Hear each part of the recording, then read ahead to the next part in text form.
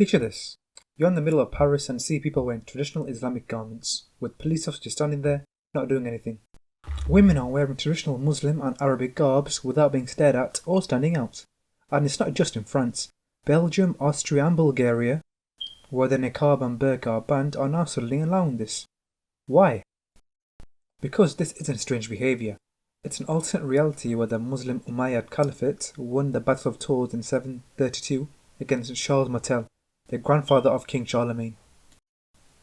Now, to provide some context, a caliphate is an Islamic state ruled by a caliph or a khalifa, someone considered a political and religious successor to the Prophet Muhammad.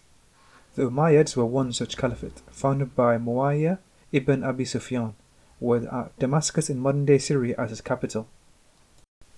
Abi Sufyan here ruled from 661 to 680, but didn't expand the caliphate much. In fact, it was until Abd al-Malik, who ruled from 685 to 705, that expansion became more pronounced.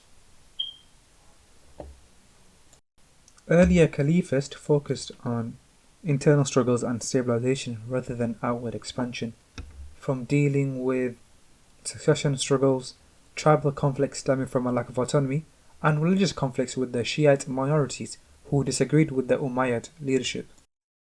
Abd al-Malik chose to address the underlying issues by expanding. One example of this was the looming threat of the Eastern Orthodox Byzantine Empire. Abd al-Malik thought he could kill two birds with one stone by invading Byzantine lands, benefiting the Umayyads while reducing Byzantine power. As a result, Anatolia, Armenia, Georgia, the eastern Mediterranean coast and Cyprus were conquered under his reign. Additionally, Berber revolts in North Africa forced his hand. He had to conquer them now or risk facing more rebellions in the future. Also, as a pious Muslim, Abd al-Malik was also motivated by the desire to spread Islam, which he hoped would reduce internal religious tensions. Abd al-Malik's reign was seen as a golden period for the Umayyads. He stabilized the caliphate, secured trade routes, and left in a good place for his successor al-Walid.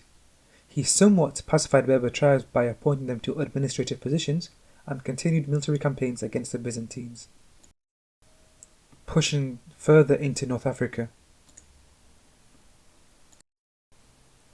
Under his rule, the Umayyads also began their push into the Iberian Peninsula. Prior to being conquered by the Umayyads, the Visigothic kingdom ruled the area, albeit weakened by internal conflicts.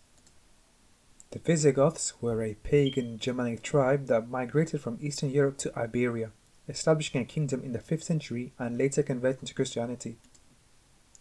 They had significant influence on Iberian culture and military might, protecting the kingdom in Iberia. This protected the kingdom in Iberia and southern Gaul for almost 3 centuries. However, by the time the Umayyads arrived, internal struggles had weakened the Visigoths. It only took a year for the Umayyads, led by military commander Tariq ibn Ziyad, to capture the Visigothic capital of Toledo. After defeating King Roderick, cities like Toledo, Cordoba, and Seville quickly fell under Umayyad control. By 718, much of Iberia was under Muslim control, though not fully consolidated. Resistance persisted, but by the year 725 AD, the Umayyads had conquered most of Iberia. Not satisfied with just Iberia, now called Al-Andalus, the Umayyads under Hisham ibn Abd al-Malik further expanded their territory. Hisham expanded their territory into the Indus Valley and Transoxiana, modern-day Central Asia. Although they didn't have much military control over this area, they still bolstered their trade routes on the Silk Road and had some influence in western India, including Kerala and Gujarat. However, they didn't have as much success in Western Europe as they did in Iberia and the East.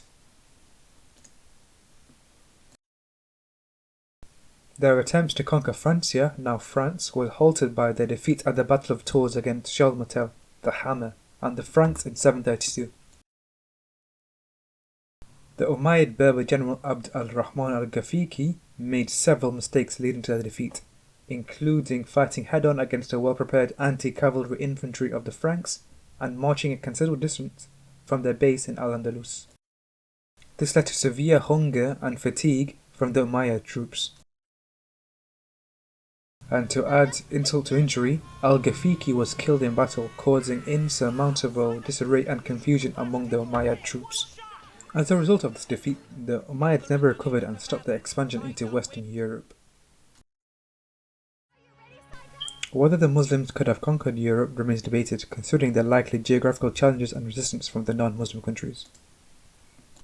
However, in this alternate timeline, we assume these weren't issues for the crafty Umayyads, assuming they consolidated their power in Francia and expanded their caliphate further into Western Europe. The Umayyads would bring with them Islamic and traditional Arab practices. These would be a focus on hygiene due to Muslims praying 5 times a day and needed to be clean during this procedure.